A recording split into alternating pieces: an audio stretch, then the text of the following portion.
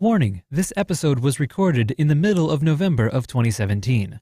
Due to the nature of the topic being discussed, some of the information is only accurate as of November of 2017. Since this episode is being released much later, we apologize for any errors and now outdated information.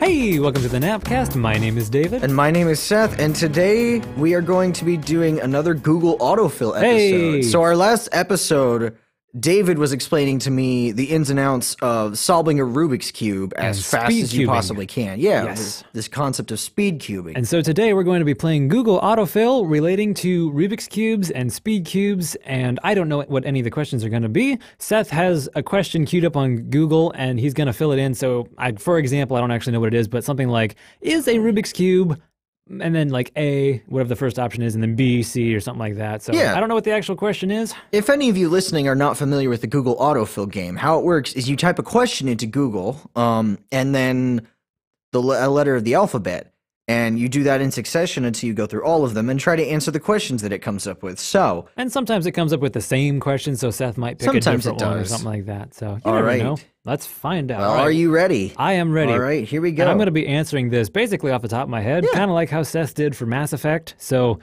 we'll see how much I actually know about Rubik's Cubes while we do this. Here we go. The first question, can a Rubik's Cube algorithms? Can a Rubik's Cube algorithms? A Rubik's Cube cannot do anything by itself, but you can solve a Rubik's Cube using algorithms. In fact, you can solve an entire Rubik's Cube using one algorithm, which is how my dad learned how to do it. Interesting. I can do it that way, though it's much easier to learn a couple more. The thing about an algorithm is that when you apply it, it literally only does one thing, and it does what you want it to do. But it does it really well. But it does it exactly as you need it to do. So if you can predict exactly how it works, or if you know how it works, you can use it to move pieces around and stickers around the way that you want to. So, but the more algorithms you know, the more you can do, because each algorithm will do something slightly different. Oh. So the more algorithms you can apply, the more you can solve things, and the more you can recognize and do different things. It's like having more tools in your toolkit, but you technically only need one. So gotcha. How's that for an answer? That's a good answer. All right, do I get an A? Oh wait, no, I get a B now. Yeah, now you get a B. Can a Rubik's Cube be unsolvable? Technically, yes. So the way a Rubik's Cube works, there is such a thing as parity. Which basically means if you ever have like an edge piece, which is that piece with two stickers on it, if you have one of those flipped, like if you take it out of the cube and put it back in, it is flipped. Or you can have a corner piece rotated, which is similar to being flipped. So there's like two ways that one corner piece can be rotated. Or you can switch two edge pieces, or at the same time. So you basically have to hack the Rubik's Cube. You have to take it apart and put it together wrong.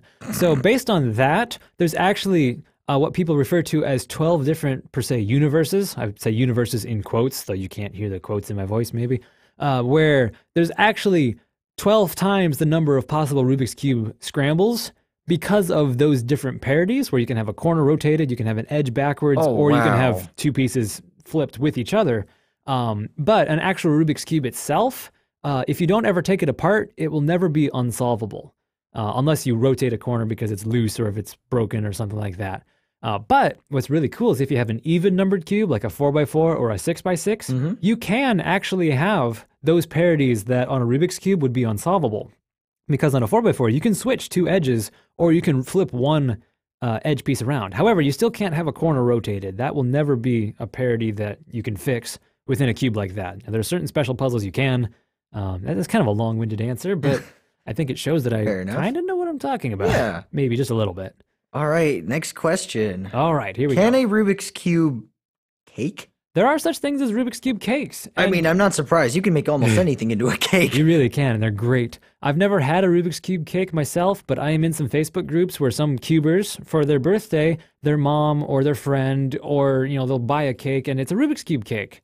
And basically all it is when you make a cake, you just make it tall enough and you put frosting on the sides and patterns to make it look like a Rubik's Cube.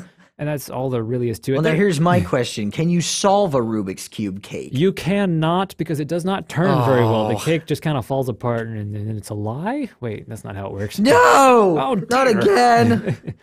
On one little trivia fact, if you go look up Rubik's Cube cake pictures, almost all the time, that picture itself is an impossible configuration for a Rubik's Cube because they have like yellow and white next to each other, which on a traditional Rubik's Cube, those colors will never be next to each other. Ooh, somebody didn't do their research. Right. So if you scramble a Rubik's Cube and then make a cake based off of that pattern, that's fine. If you have a whole bunch of whites and yellows that don't belong and are next to each other, then you didn't do your research. All right. What is the next question that we have here? All right. I didn't get any results for D. Oh, that's a shame. So let's see. We'll just skip that one. Can a Rubik's Cube easy move notation? The notation for a Rubik's Cube, the easiest notation per se, for each of the 6 faces, however you're holding it, the top face is referred to as the upper face, which is the letter U, so a capital U. Your front face, which is the one facing you, is the capital F. And then you've got right face, or R. The left face is L. The back face is B, and then the bottom face, or down face, as opposed to being like back or bottom, because that would be confusing. So back is B, the bottom is D, the down face. So the way the notation works is if you see the capital letter of one of those 6 letters, you turn that face clockwise as if you were looking at it. So turning the back one clockwise seems counterintuitive, but if you were actually to turn the cube around and look at it while you turn it clockwise, it makes more sense. Okay. If you see an apostrophe after it, that's an inverse, or like a prime is what we call it. So if you have U, then you turn the top clockwise. If you have U prime, you turn it counterclockwise.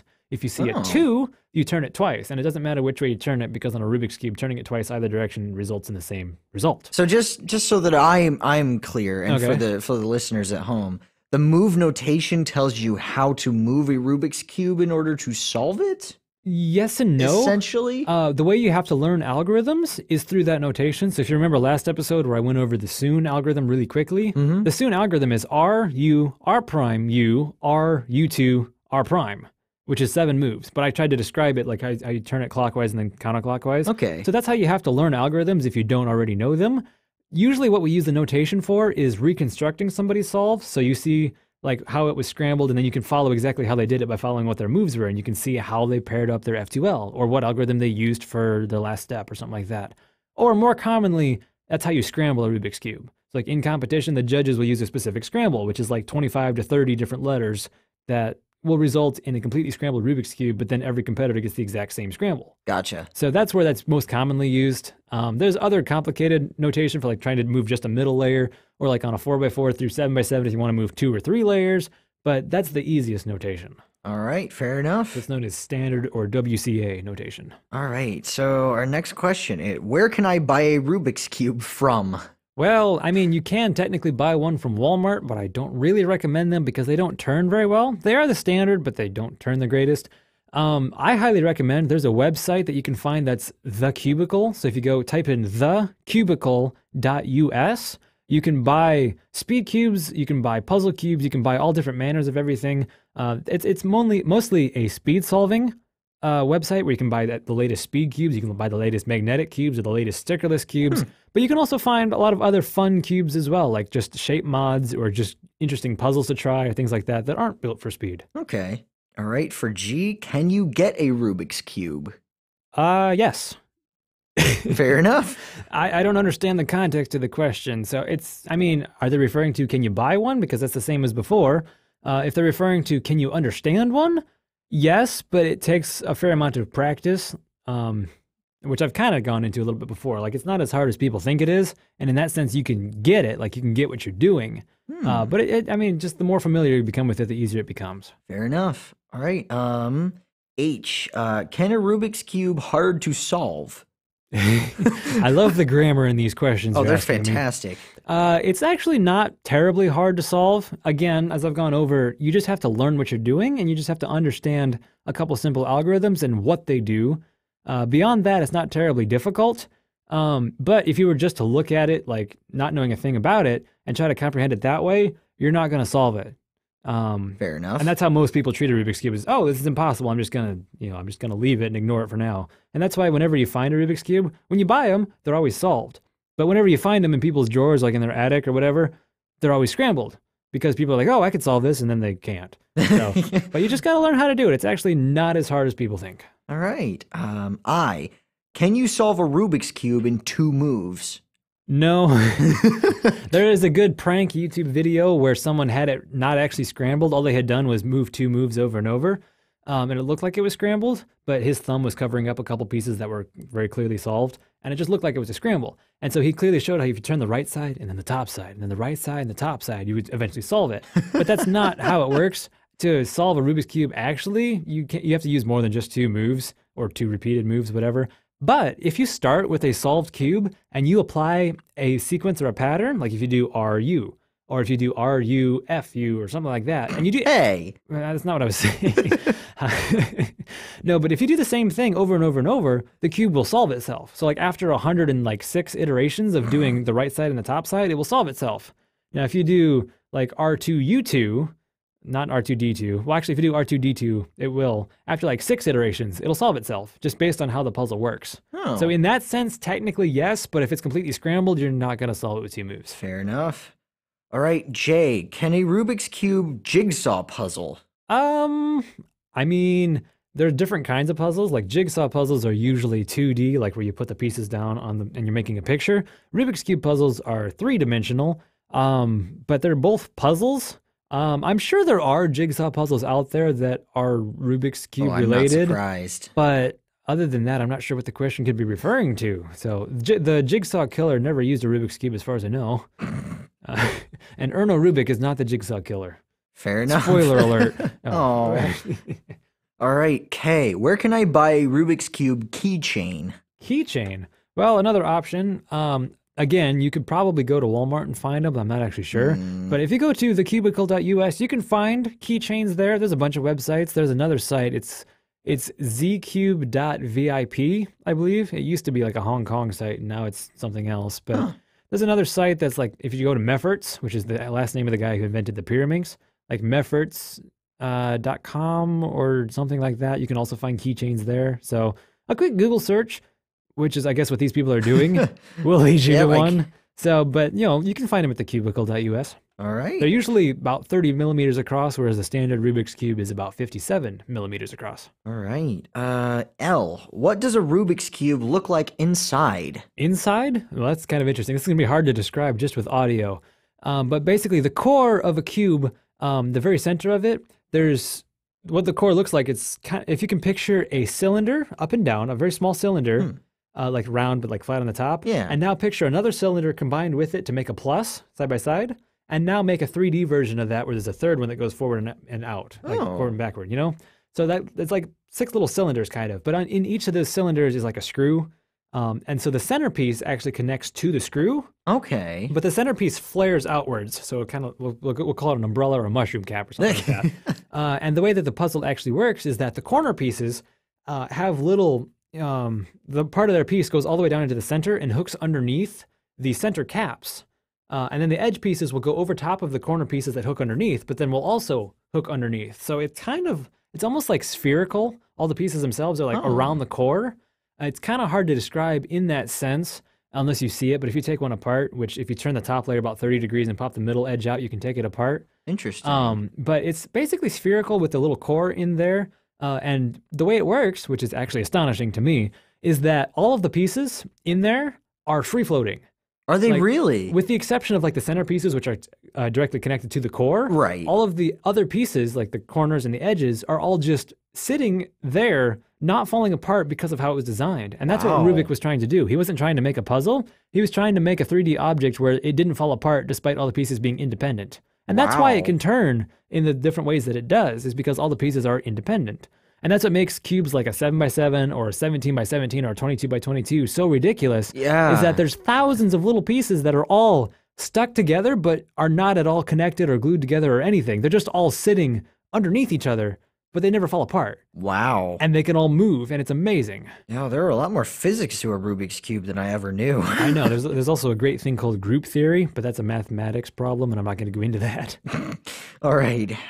So for M, we have, does solving a Rubik's Cube make you smarter? Not really.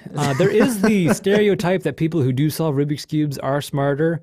And I feel like if you were to sit down with a Rubik's Cube and spend half an hour and were to solve it with no prior instruction, you are probably pretty smart in the first place. Like I have a cousin who is legitimately a very smart cousin. He's like 27 or 28 or maybe 30 right now, where he sat down with a Rubik's Cube for like half an hour and he figured out how to solve it entirely on his own, without any instructions, without anyone showing him, without anything except for him figuring it out.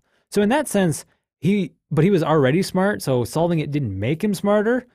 For me, solving it doesn't make me smarter. It might help, I guess, a little bit with spatial, like 3D spatial reasoning and things like that. But in that sense, it doesn't make you any smarter than other 3D, whatever those things are called, than other puzzles that are in 3D space. Gotcha. So in that sense, it doesn't ever make you smarter. But I mean, it can be a fun exercise. It can be something to occupy the brain, I guess. Fair enough. All right, for N, can a Rubik's Cube names? Can a Rubik's Cube names? I'm not entirely sure what this is going after, but one direction I'll take it is that all of these speed cubes that I've been mentioning to you before, like the 3x3 speed cubes, they all have special unique names because they're all like these Chinese brands or something like that. So way back when, 2011, 2010, the most popular brands were Dian cubes, which that means something, but I don't remember what it is. But like the Dian Guhong was a very popular cube, and it was the second version of the Dian 3x3. And then the fifth version, which is the Dian Zanchi, was the most popular and still is the most popular Dian cube. And it was used to set the world record back in 2011. And then around came cubes that are like the Shengsho Aurora, the Shengsho Wind, and I don't remember what the Shengsho actually means itself, but it's also something in like Japanese or Chinese or something. And then in 2013, along came a brand called Moyu, and there's a Moyu Oolong and an Oolong version 2, and then a Wei Long and a Tang Long, and now they've got other things like a Long Long. Well, there's a Ling Long, is like a mini cube. Oh no, that's an actual name for it. It means a mini cube. But all of these have special names and different versions. But then as soon as like those are all 3x3s, but as soon as you get to like 4x4 and 5x5, it's the same prefix but a different suffix. So instead of it being an Oolong and a Wei Long, for a 4x4 it's an Aosu and a Weisu. And then for a 5x5, it's an Ao Shuang and a Wei Shuang and a Bo Shuang and things like that. And so you get to 6 and 7. Wrong. That's not actually one of them. And then more recently, there's a Qi manufacturer, which there's a Qi Wu Shui is the 4x4, and Wu Shuang is the 5x5, and the 3x3, I forget what it's actually called because I don't have one of those. But my main cube right now is a cubical Valk. Named after Mats Valk, who was the Netherlands cuber. All right. Other popular cubes there's a manufacturer that's GAN. So GAN's 356 version 2 or GAN's 356 Air is one of the most popular cubes as well, and that's what Felix uses. Gotcha. So that's some of the names, I guess you could say, if that's where the question is going. All right. For M, Will Smith Rubik's Cube movie. Will Smith can definitely Rubik's Cube. Didn't you already do M, though? I did not. That was N. Oh, did you skip M? Oh, wait, I did redo M. Okay, we'll go on to O. I know my alphabet. Can a Rubik's Cube online? Technically, you can. For a while, Google actually had those little Google interactive things on the Google homepage. Google had one where you could solve a Rubik's Cube interactively. Huh. You can click and drag. So you can do Rubik's Cubes online. There's also programs where you can do like timing online, where you can like it'll give you the scramble. You can press the space bar, and as soon as you're done with the solve, you can press the space bar again. Kind of like how stack mats work. So in that sense, you can, but you can also buy them online. But most of the time when you solve a Rubik's Cube, it's like that you're actually holding the puzzle because it makes it a little easier that way. Fair enough. All right, P. Can a Rubik's Cube program? There are Rubik's Cube programs similar to being online. One of the more common programs is Herbert Kosiemba's program, which is basically a two-phase algorithm solver where you can put in, like, you can show it a cube that's scrambled and it will find an optimal solution for it, or it can scramble cubes for you and things like that. So different versions of Kosiemba's program, I don't know if I'm pronouncing that right, different versions of his program are used in like Lego Mindstorms. Where when the Mindstorms thing, how it can like solve a Rubik's Cube sometimes. Yeah. It uses a version of his program where instead of finding the optimal solution, which takes a long time, it finds a very quick two-phase solution that's like 20 moves instead of 18 or something like that, but it still works. Fair enough. So there's a bunch of programs there.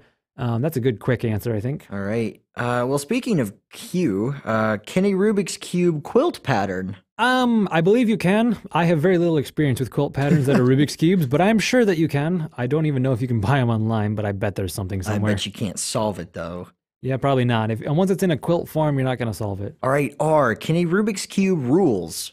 There are plenty of rules. I've kind of touched on these a little bit, like for speed solving specifically, where you have to have both hands on the mat. You get 15 seconds of inspection. Another rule that I haven't ever mentioned, I'll go over it quickly, is what's known as the +2 rule, where if you're solving a Rubik's Cube and you get done, you put your hands on the mat and everything, and one of the sides is off by more than 45 degrees, which is more than half a turn, you get +2 seconds. So instead of it being like a 10-second solve, it'd be 12. Wow. Or something like that. Now, if it's within 45 degrees, but still off a little bit, that's fine. But once it's over 45, you add 2 seconds. Now, if you have a second face that's off by 45 degrees or more, now it's a DNF, which means did not finish. So if you have one side off by 45 degrees and another side that's off by 30 degrees, you only have a +2. If you have one side that's completely wrong, it's still only a +2. If you have two sides that are completely wrong, it doesn't count as a solve despite being really close, so do better next time. Fair enough. S. Can't solve a Rubik's Cube. Well, there are tutorials on YouTube.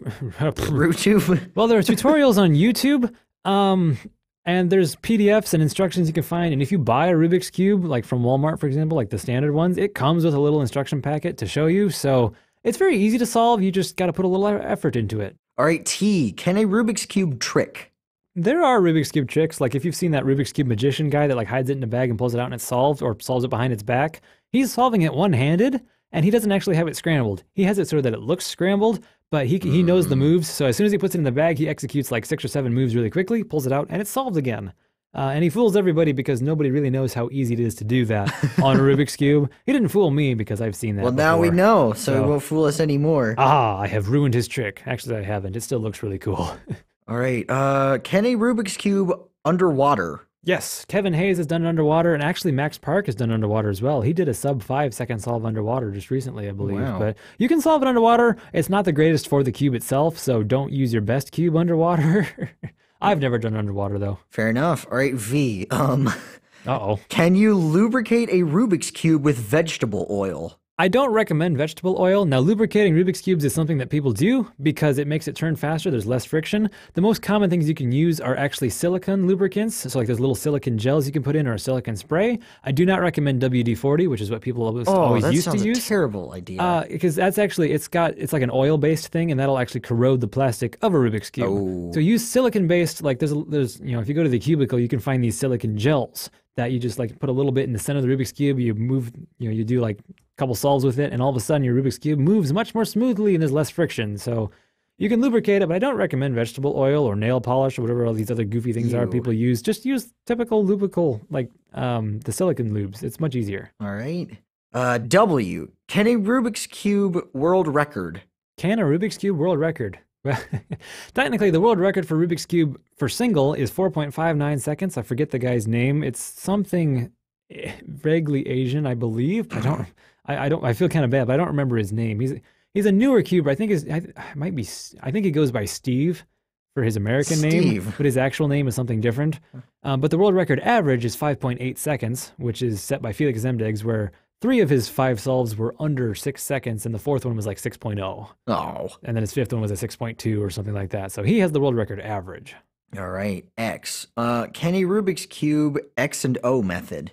X and O method. Now, I have to admit, I don't actually know what that is. My first guess is that has something to do with fewest moves challenge, where you can use an X and an O kind of to keep your placeholders. You can use commutators when you're in the middle of solving it. But that's a long story.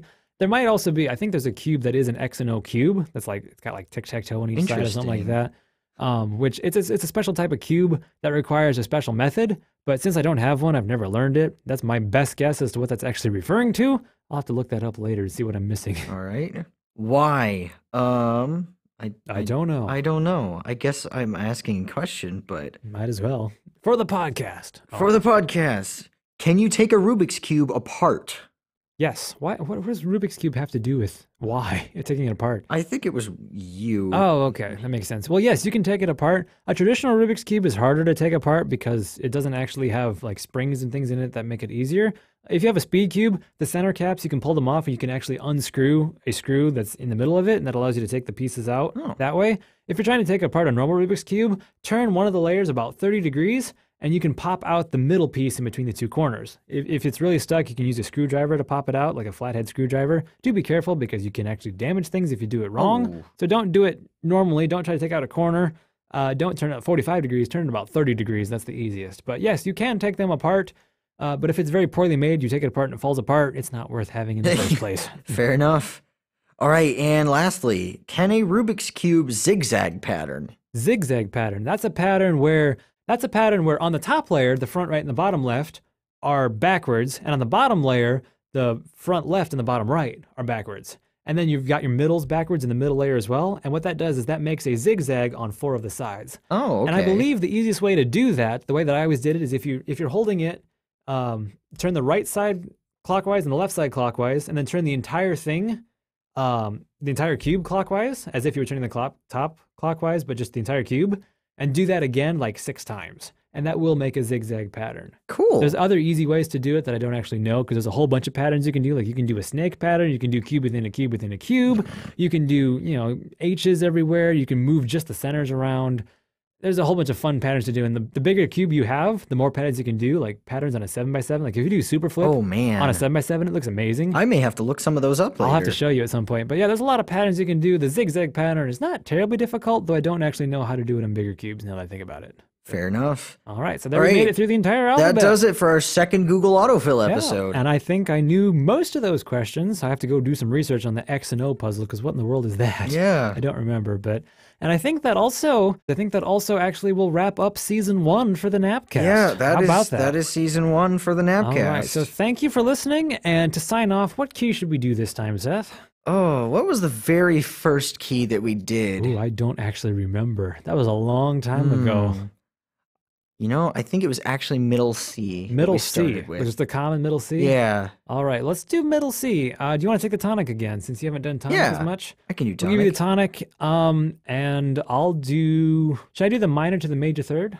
Sure. All right. Here we go. Our last key for season 1 of the GNAPcast is middle C. Goodbye.